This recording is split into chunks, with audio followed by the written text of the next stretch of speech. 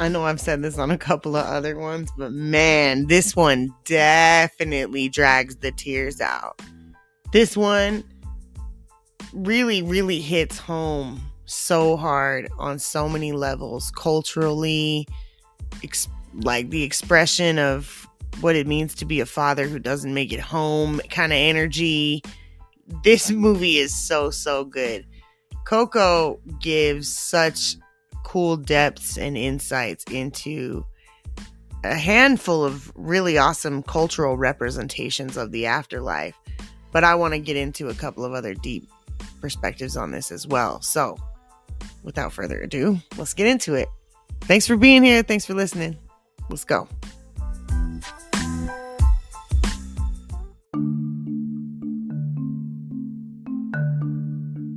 All right, in true Mercury retrograde fashion, I recorded for like 25 minutes and nothing happened.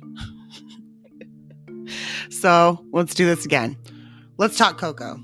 A little boy who wants to make music. He comes from a family of shoemakers. They make shoes because his great-great-grandma was married to a man who was a musician. He left one day and never came home. She blamed music for it. So she banished music from their family, and they made shoes, and they're very successful at it. So the family wants Miguel, the little boy, to continue making shoes with them. And especially the grandma does not want him making music. Miguel is trying to figure out who his grandfather is because he wants to make music. The picture of the great-great-grandma and CoCo and the great-great-grandpa is on the ofrenda every Halloween, but his head is ripped off, so you cannot see his face. You can only see his arm and his guitar. So Miguel is so obsessed with music, he has this cute little shack that he's created where he has an obsession with this particular famous singer. One day he connects the dots that the famous singer holds the same guitar that's in the picture with his great-great-grandma. So naturally, he assumes that this man is his grandfather. The town celebrates this man because he came from there. So there's like a shrine and his tomb and everything. This guy died from a bell falling on him in real life. And so his tomb and everything is set up with that guitar in it. So Halloween rolls around, which is also the Day of the Dead. This is a movie that is based out of Mexican culture. So CoCo is all about the Day of the Dead and how Mexican culture is portrayed. The plot line is about this little boy doing these things, and it gives you a lot of different types of cool context. I love this movie because it connects to me in such a deep way culturally. This is part of my heritage, so I love this movie a lot. I can't even think about it without crying. I can't think about the end of this movie without crying. My son does not like to watch this movie very often because he always cries. And it's funny because he liked it when he was younger, but now that he really understands the big concepts in it, he's like, Mom, that movie's sad. And I'm like, it's not sad. It's cultural. Anyway, let's get into it. Let's talk a little bit more about the setup. So I'll kind of give a more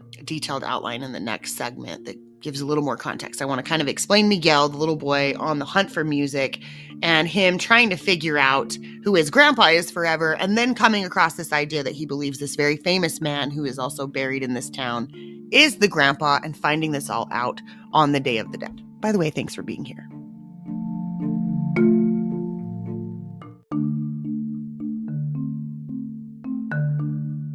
The grandma finds this cute little shack that Miguel makes. And the grandma, who is abuela, she is taking care of everyone. Her mom is CoCo, who is still alive. The great-great-grandparents that we are discussing is CoCo's parents. Miguel has a very cute relationship with CoCo. This is his Mama CoCo, is what he calls her. The way that they play and have a good time, even though she's a super old lady in a wheelchair and like not even responsive like at all, is adorable. Like how much he loves his great-great-grandma.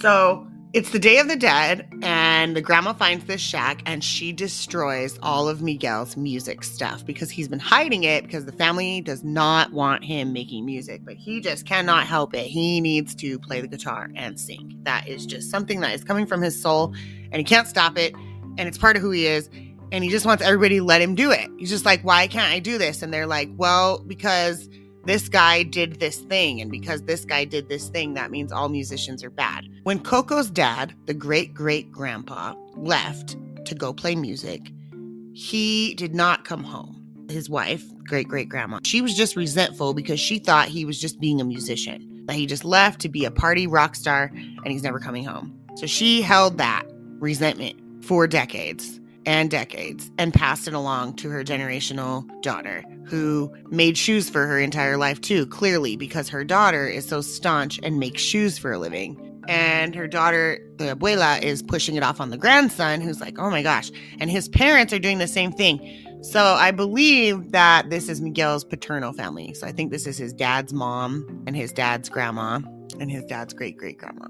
Sometimes when you're talking about family trees, it is just so complicated. So on the Day of the Dead, when the bridge is gapped between the living world and the spirit world, because this is the day that that's done every single year, which is why we leave food out, which is why we party in the honor of the people who have died in our families, because we remember them. And when we remember them, we keep them alive in the spirit world, and they are able to also have, do things in the spirit world, have an existence, if you will. Some people find this idea very cruel. I love the idea of this because it's culturally connected to me, and I think it's a divine way to explain the process by which we work as light bodies, as physical bodies, as thought bodies, as thought forms. It's neat. So Miguel's like super upset about this shack getting busted up, and he decides he is going to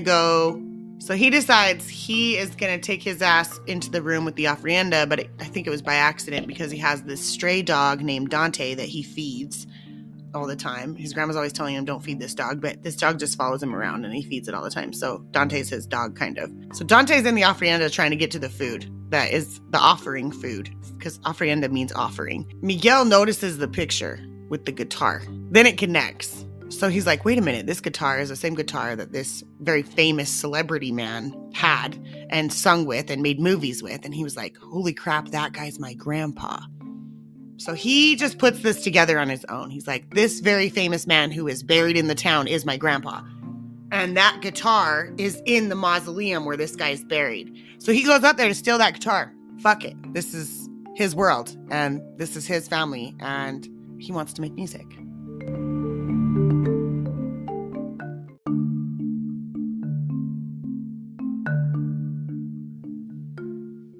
When Miguel steals this guitar, he turns himself into a spirit because it's the Day of the Dead. If he doesn't get the blessing of a family member who's dead in order to come back to the living world, he will be trapped in the dead world because he stole this from a fucking tomb on the Day of the Dead. Even though he's like 10 years old, he's old enough to understand that you weren't supposed to do that. Okay, so when he figures out that the guitar is on the offering table, he takes the picture off of the offering table. Part of your family members being able to cross the bridge is that their picture is on the ofrenda on this particular day so that they can come and visit and they can have and partake in the spirit of the foods that you have prepared for them. So you prepare the foods and you put the foods on the table and they get to come and actually partake of those things and be present with you in a way that they are not able to do because they can't cross that bridge any other old day. So this is a very particular day to be doing something like this. Miguel knows it, but doesn't know that the implications are this. So he's initially stumbling around the cemetery like, what in the world is going on? Nobody can see me. People are walking through me. I can't figure it out. And his ghost family is like, Miguel, what the hell? How are you a ghost? But then they also realize that the great-great-grandma, CoCo's mom, has not crossed the bridge yet. So they're like, something is up. We got to go now and find out what's happening. She's basically stuck up in their customs/border control, the people who let them cross the bridge. And they're like, sorry, you don't have your picture up on an ofrenda. We can't let you through. And she's like, what do you mean you can't let me through? My picture's always up. So of course the picture's not up because it's in Miguel's pocket. And Miguel's now a ghost. So what in the world, right? The way for Miguel to get back is to get a blessing, like I said. So he does. He gets her blessing initially, but she hates music. So she can put whatever terms she wants on this blessing. So she's like, sure, I'll send you back. You can have my blessing as long as you play no music. And of course, he's a little boy. He's 10 years old, I think. And he's like, yeah, sure. Okay, I won't play any more music. I'll go right back and I won't play any more music. And the minute he goes back, he picks that fucking guitar up and strums it. And he ends up right back in that room. And she turns around, everybody in the room turns around and they're like, what are you doing back here? And he was like, you shouldn't be able to do that to me. That's not fair. I want to play music. And his great-great-grandma's like, music is trash. It's going to make you a bad person because musicians just leave their families and they don't care about their families, right? She's very black and white in this thought and theory. So he's like, F that, I'm going to go find my great-great-grandpa. The grandma's like, you don't even know where you are. And he's like, in his mind, he doesn't care because as far as he's concerned, he's going to find this very famous man who is his grandpa. So as the hunt ensues, he bumps into a guy who is constantly trying to get through the border patrol every year to see his daughter. This guy every single year is trying to get through, and his picture is not up on anyone's ofrenda, so he is never remembered. And his daughter is getting old. So he is worried that his daughter is going to die and not remember him. And then he's not going to get to see her when she dies because he won't be in the spirit world anymore because she was the last person to remember him. So she has to remember him before she dies, because if she forgets him because she's getting old, then he will just disappear into the nothingness and go on to the new whatever comes next, right? The great oneness. Nobody knows. That's how they explain it. Nobody knows, which is kind of like the great beyond, if you think about it like that. So we'll get into that when we talk about soul. So this guy and Miguel run into each other. And of course, they're kind of like, oh, they need each other. Miguel's a boy who's about to go back to the human world. And this guy's like, look, I have a picture of myself right here. Do you think you could put it up on your ofrenda so I can go to my daughter and I can actually see her just in case I don't get to see her again? Because I need to be remembered on somebody's ofrenda in order to be able to cross that bridge and see her. So Miguel's like, cool, I need to find my grandpa. He's this extremely famous dude. Can you help me? And they decide to work together. The man that he comes across that is trying to get over to see his daughter, who is getting very old, is also a musician. And he died by what he thinks was getting food poisoning. And so nobody really respects him because they're like, he died by food poisoning. And I guess that's a thing in this world, is like how you died was, honor and shit. Like everybody kind of teases him all the time. Like, oh, he died from a burrito or something like that. And he was like, yo, it was food poisoning. And we find out later why and how he died. So these two ensue along their journey. This guy helps Miguel paint his face so that he looks like a little skeleton boy. He helps him get into a music competition and win the competition so that he can get closer to meeting the celebrity dude. And the reason why they're working together is because he's got to get his picture up, right? Because he needs to be remembered in order to cross that bridge too. So they have mutual interests, and they find out later how they're connected. So let's go there.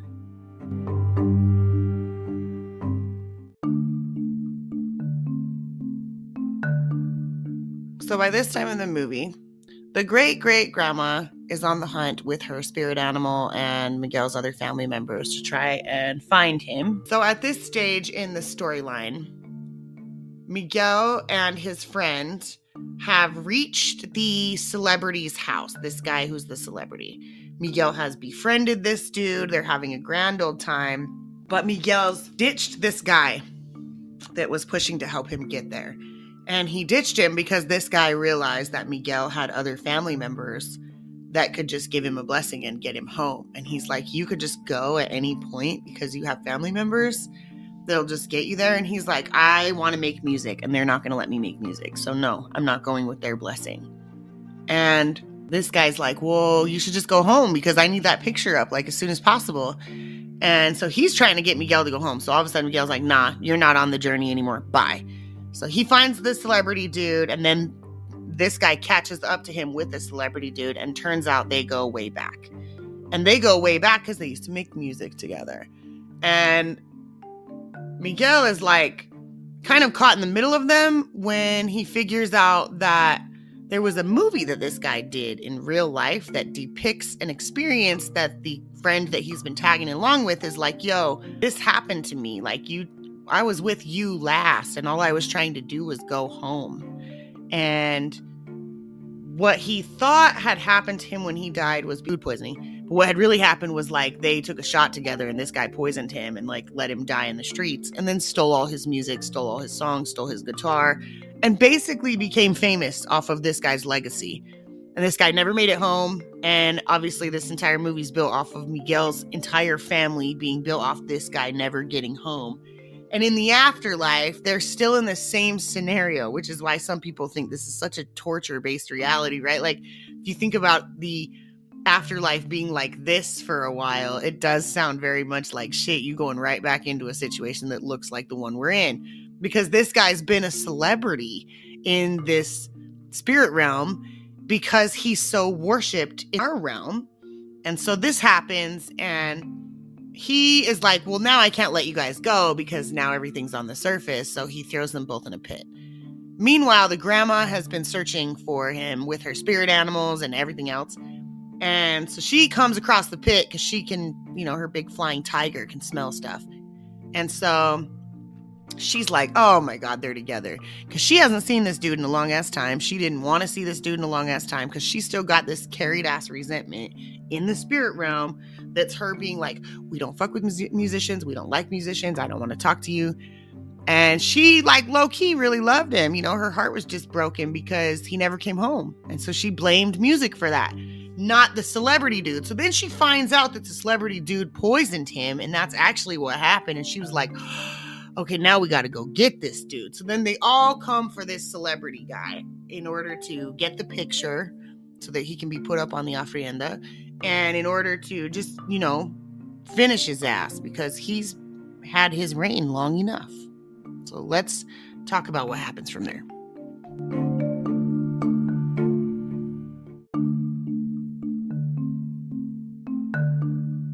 So, of course, in true Disney fashion, there's like a giant chase, a whole bunch of extra cute drama in order for them to get to the space where this dude gets called out in front of everyone and literally gets kind of taken out in the spirit realm the exact same way, like a bell drops on him.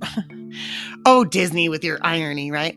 They give Miguel their blessing. Miguel gets to go back. He gets to make music. At the time his mom was pregnant, she ends up having a baby. When he gets back, he has to sing a song to his mama CoCo, his great grandma, in order for her to remember her dad. And this is literally the most touching song in the entire movie. And it is because she's an old lady, like with dementia, and she is losing her stuff fast, and she just sits there kind of catatonic in her chair.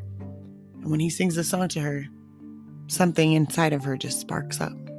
And I swear to you, I cry every single time I watch this scene. If I actually watch the build up to this scene and then I watch this scene, it's over. It's waterworks every single time.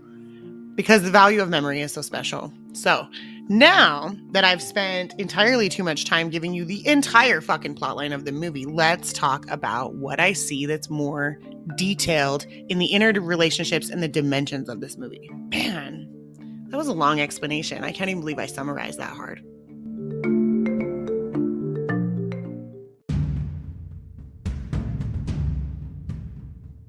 All right, so the meat and potatoes here.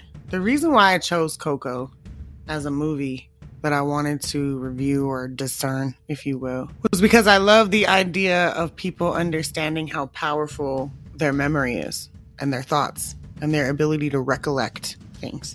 I had this theory in this way, similarly, prior to watching this movie, prior to understanding what this particular belief is as far as like the spirit world, the bridge to the spirit world, and the science behind that, because there actually is a lot of really interesting energy to the cycles of the plane that we live in called Earth, and what the cycles of that process are and how they change on a microcosm and a macrocosm, how they collide into one another and shift into new versions of themselves, and how they come apart and shift into new versions of themselves.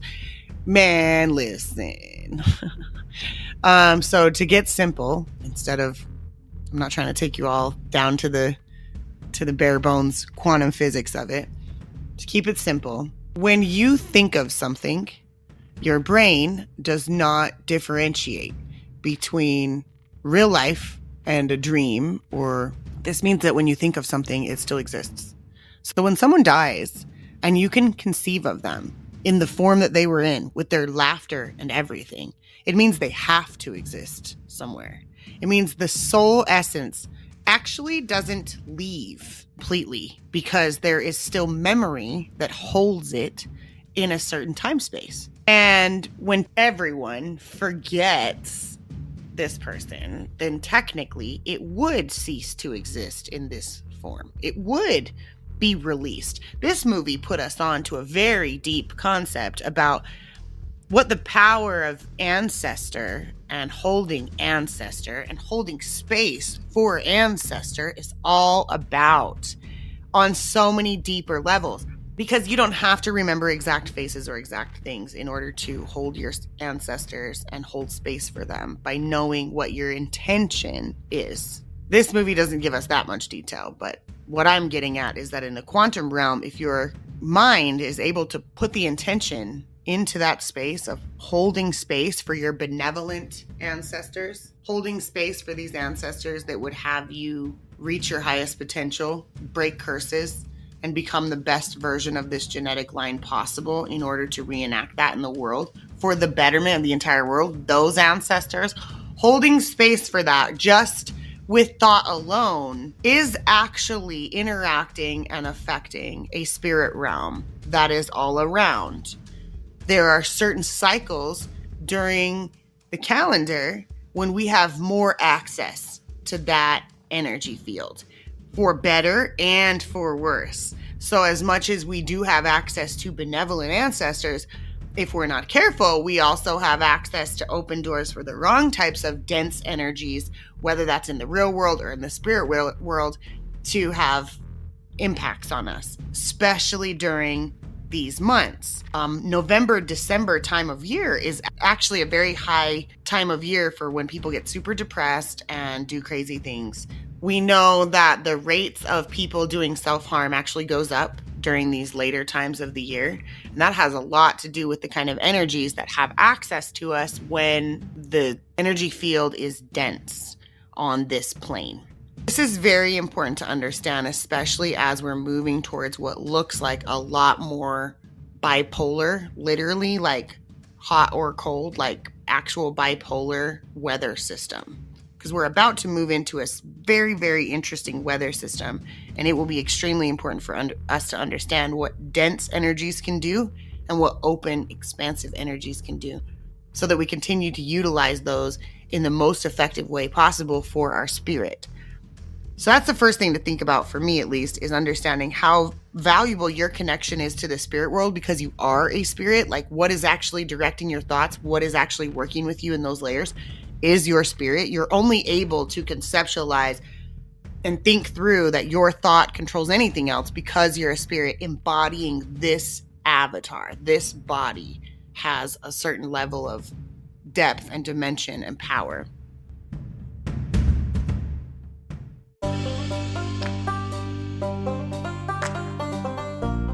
A couple of other key points that are really, really imperative to understand about real life, the nature of modern application of what we're looking at here. Why are we observing this movie? Because there are certain deep things that they're dropping hints on that are literally applicable to really important elements of your life, your everyday modern life. One of these things is the no coincidences. Miguel ran into his great-great-grandfather. He ran around town with his great-great-grandfather, playing music and trying to get to someone who is not his family member just to get a blessing that he literally could have gotten in the first 10 minutes of the movie. We all look at this as like, this is clear Disney fashion. This is how Disney works. This is actually how life works. You often have people who are extremely close to you in your life that are not coincidences. They have so many connections and layers to how they actually got to you. They are quantumly connected to you. And you're either choosing to go along with the path or to ditch them when whatever they say doesn't make sense to you and you don't want to really even hear them out. You don't even want to try. And that's kind of what Miguel did, right? He was like, nah, I want to go meet this dude anyway. So he ditches this dude. And we'll do that to people who are divinely connected to us. They just show up to us and they don't leave and they want to help us and they can see how we inspire them and we change them for the better, or we mutually have something to offer that we can all grow, you know? These no coincidences are really, really cool and powerful. And I think that's like a really cool part of this movie, was that he ran into this dude that he needed right off the bat. And they both needed to unravel some shit in order to get to the space where they were going to confront the guy who was technically the villain and be strong enough in their power to do it as a team, but also as individuals. And then, you know, the movie kind of brought everyone in together by that point, but we'll leave that there. So the other side of this, besides the no coincidences that I want to discuss, one side is the power of understanding your connection to your spirit animals, to your spirit team, to the people who guide you, which I've kind of touched on with this ancestral connection, but especially spirit animals. Miguel has this dog who's a stray dog, and this dog's just been following him around, and he's been feeding it. And his grandma tells him not to feed it, but he always feeds this dog. His name's Dante, and Dante ends up being Miguel's spirit animal. I think having a spirit animal and the way that they explained spirit animals was so, so cool, because Dante didn't even know he was a spirit animal until he went on this journey with Miguel. So these creatures that are connected to you are also very much like your pets, your animals, things that you feel connected and drawn to even in your mind, right? If you're like, I'm someone who really likes wolves, I'm someone who really likes frogs. These are spirit animals. I think these were really, really awesomely intertwined into what we need to know about ways that we can connect with things that are beyond us, to guide us, to give us assistance, to be the confirmation along the path. Spirit animals are all about that, confirmation along the path. You see your spirit animal, you're on the path, especially when you're not hunting for it. It's just showing up. That's when you know it's communicating with you too. The universe is trying to feedback loop you with things that help you understand you're on the divine thing that you're trying to do. If you're not trying to be on your most divine path, then the universe is just going to throw you whatever curveballs and whatever signs possible, because you're not looking for confirmation. But if you're utilizing certain totems, you can actually understand how they follow you and they connect with you, so they can help realign you or help confirm for you that you're on it. Now, the other one has a lot to do with generational traditions. And I think this is fairly obvious. It's a big part of the main theme of the movie, but I feel like I would be remiss if I didn't actually just touch on it. This level at which we hold our children accountable to following footsteps of ours in certain ways, and we do it in the name of protection. We do it in the name of, we never want anything to happen to you, so we don't want you to make the mistakes that we've made. And we try to do our fucking best to just keep them from walking any sort of shitty path that we ever walked. And I am a parent, so I understand exactly why we do that. But there's also a certain level of restriction we put on our children when we don't listen to who they want to be. And we don't give them space to just explore that opportunity, even if we don't agree with it. This one was obviously a little extreme, because it's like the kid wants to play a guitar. We're really going to stop the kid from playing a guitar. You know what I mean?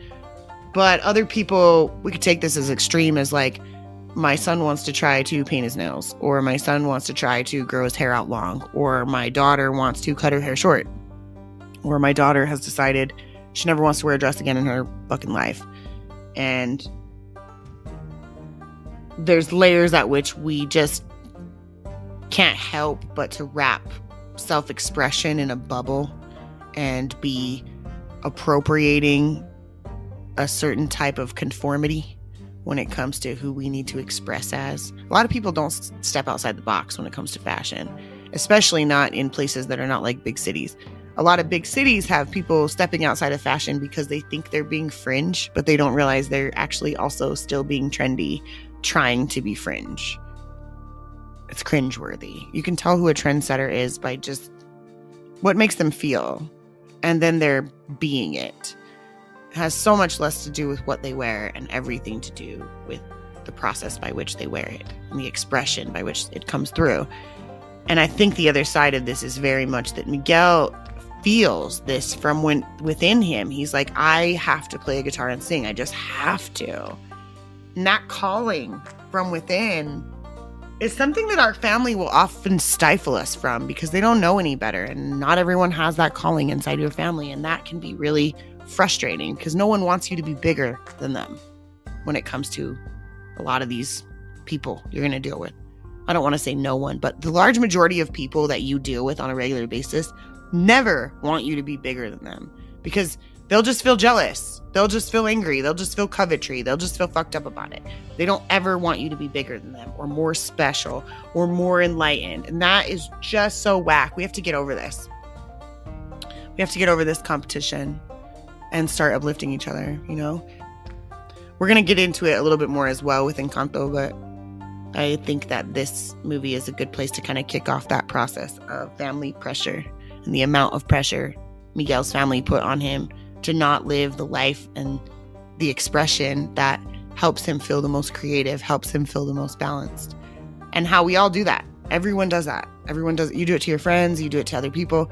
If you can't take acknowledgement for it, then we definitely have a problem. You got to be able to sit down and think about ways where you hold people to standards that they don't belong at. You put them there. Those are your standards, not theirs. And you either need to love them and accept them for not being able to meet them. Like, you need to acknowledge and accept their capacity, or you need to let them be. Stop fucking with them, because you're an asshole. You being the villain in their story, because you're not being accepting. You're not helping them do anything that helps them grow. You're just trying to set your own standards and make them fucking meet them so that you can be satisfied with them. Ew.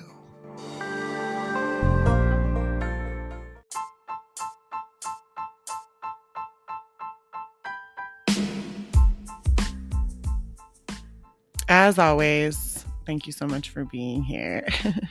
I hope you liked my rendition of how CoCo and Miguel and understanding the spirit world and recollection and the way that that projects the spirit world into existence by memory was broken down for you. Hopefully it was digestible. If you like what I do, as always, please like, comment, share, whatever it is that you do on your social medias. And I appreciate you being here from the bottom and deepest depths of my soul.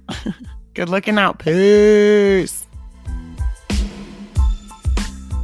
I have to just add something in here real quick. Bro, it is not an ofrenda. You sound like such a white girl. It is an ofrenda. And I figured that out like a year later. And I was like, oh my God, I've been saying it wrong this whole time. And the entire time I'm editing this entire episode, there's nothing I can do. I can't change that word out every time I say it incorrectly. So let me just correct myself right now and apologize for how goofy I look. Thanks for listening in 2025. Peace.